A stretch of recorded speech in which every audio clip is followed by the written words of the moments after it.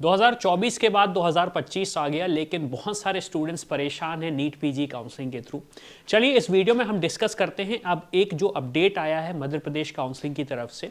Round 2 Madhya Pradesh का start होने वाला है। तो सबसे पहले तो हम शेड्यूल की बात कर लेते हैं कि एग्जैक्टली शेड्यूल में क्या बोला गया है। शेड्यूल में ये बोला गया है कि एडिट रजिस्ट्रेशन फैसिलिटीज़ आपकी 1 जनवरी से लेकर 2 जनवरी तक रहने वाली है।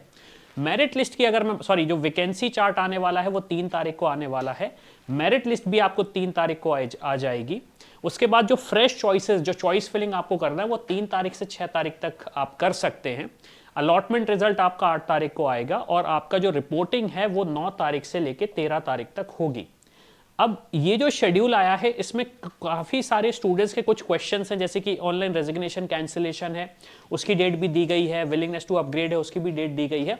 लेकिन कुछ क्वेश्चंस हैं स्टूडेंट्स के जो कि क्लियर नहीं हुए हैं, जो कि मैं चाहता हूं कि मैं क्लियर कर दूं ताकि स्टूडेंट्स को अब दिक्कत ना हो। सबसे पहला तो क्वेश्चन यही आ रहा है स्टूडेंट्स का कि जिन्होंने एमपी के लिए रजिस्ट्रेशन नहीं किया है क्या अब वो रजिस्ट्रेशन फ्रेश कर सकते हैं। तो फ्रेश रजिस्ट्रेशन एमपी में नहीं है राउंड 2 के लिए। फ्रेश रजिस्ट्रेशन एमपी में नहीं है राउंड 2 के लिए। आप अपना रजिस्ट्रेशन एडिट जरूर कर सकते हैं, एडिट का एक विंडो है उस टाइमलाइन में, तो आप एडिट जरूर कर सकते हैं, लेकिन फ्रेश रजिस्ट्रेशन आप नहीं कर पाएंगे।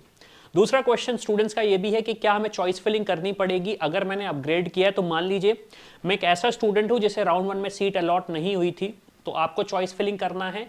यस, आपको चॉइस फिलिंग करना है। दूसरे वो स्टूडेंट जिन्होंने बोला राउंड 1 में मुझे एक कॉलेज अलॉट हुआ था, तो क्या मुझे राउंड 2 में चॉइस फिलिंग वापस करनी पड़ेगी। यस, आपको राउंड 2 में भी चॉइस फिलिंग करनी पड़ेगी। क्या मैं अपग्रेड कर सकता हूं, ये एक बहुत बड़ा क्वेश्चन है स्टूडेंट्स का कि राउंड 2 के बाद अगर मुझे जो भी कॉलेज और ब्रांच अलॉट होती है अगर मैं उसमें सेटिस्फाइड नहीं हूं तो क्या मैं अपग्रेड कर सकता हूं।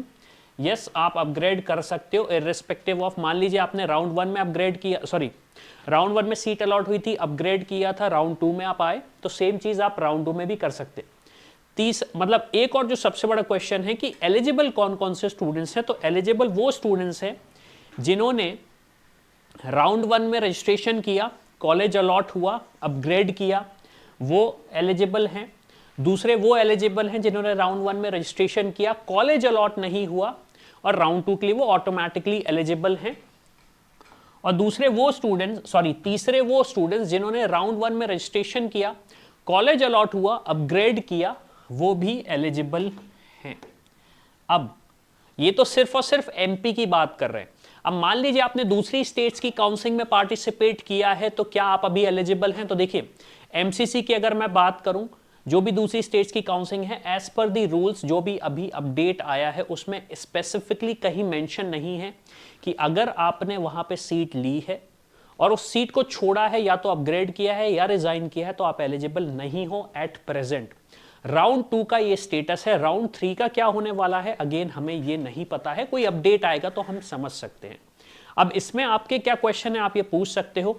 और अगर एमपी में आपको एक मन मुताबिक कॉलेज नहीं मिल रहा है, ऐसा लग रहा है कि शायद मेरी रैंक जो है, मेरे पास जो बजट है उसमें मुझे सही गाइडेंस नहीं मिल पा रहा है यूट्यूब के थ्रू या फिर दूसरे काउंसलर के थ्रू, तो आप हमारी टीम को रीच आउट करिए, हमसे समझिए कि कैसे हम आपको हेल्प कर सकते हैं एक बेस्ट से बेस्ट ऑप्शन दिलाने में। तो इसी के साथ मैं हूं अविनाश, मेरा काम है रास्ता दिखाना, उस पर चल के स्पेशलिस्ट बनना आपका। I hope you like this video. For more such videos, keep watching our channel and do not forget to like, share and subscribe.